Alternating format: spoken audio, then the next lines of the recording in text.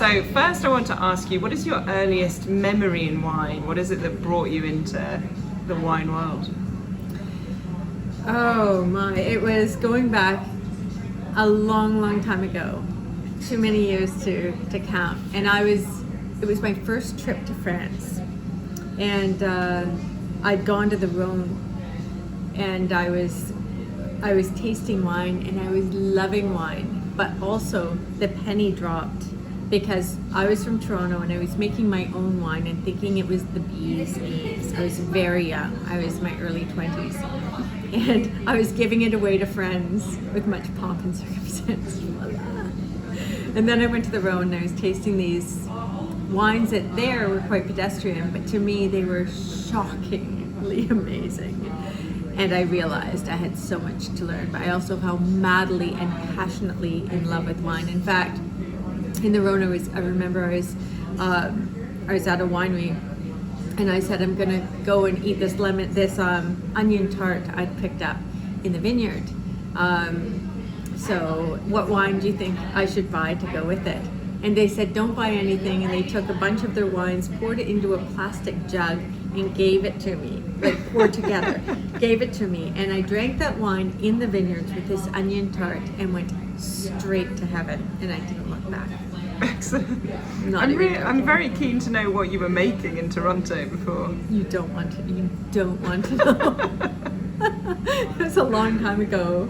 I'm embarrassed. Okay, wonderful. So at the moment you've diversified very much from writing to also working in video, and recommending kind of wines in both digital, video and print formats. How is your approach different when you're communicating about wine with video versus print?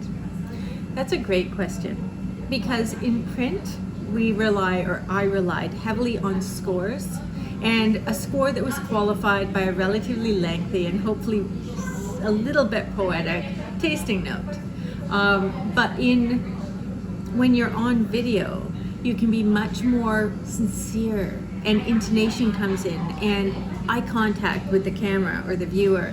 And so I don't actually score wines at all. I simply try to communicate my feelings about how the liquid is being experienced through the camera. So yes, language comes into play, but so much more body language, so much more real feeling goes into it for me. Excellent, interesting. And I'd love to know your perspective on how wine has changed, or how people's perspective or relationship with wine has changed here in Canada during the pandemic. Have you seen any trends emerge or any kind of significant changes in people's buying habits? I haven't personally seen the buying habits. I mean, agents and the LCBO, I've seen statistics being flung around, so consumption's increased.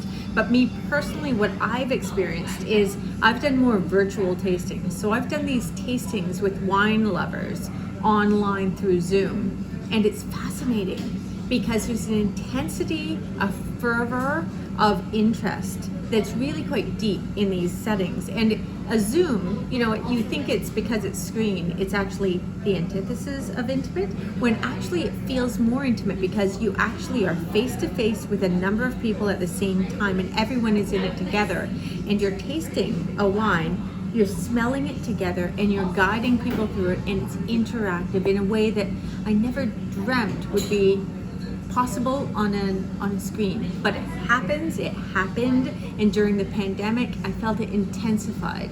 So the short answer is, I think that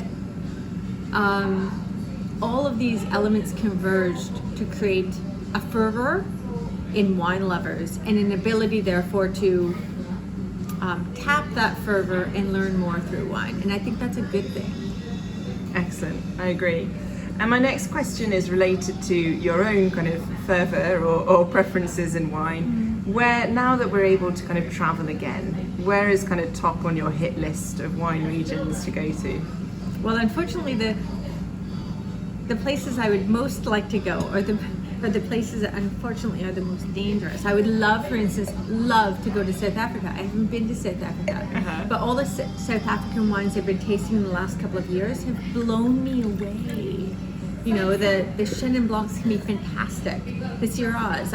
Right before the pandemic struck, I sat down with Mark Kent, you know, with Porcelainberg and Chocolate Walk, and loved Porcelainberg. It was kaleidoscopic. It was so incredible. And so I thought, I need to go there. I need to taste some. And there's other wines I've tasted from South Africa since then that have just, you know, set me on fire, and I want to go. But as you know, it's fraught. Hopefully soon. And what's coming next for you? So what are your plans for 2022? What should we be looking out from you coming? I'm looking to do more travel, like the rest of the world. I'm looking to explore wine regions and with my television producer in tow to be able to, you know, broadcast some of the experience. So I'm not just living it in a vacuum. I'm actually sharing it with people who love wine. Excellent. Well, keep us up to date. Can't wait to find out. Thank you. Cheers.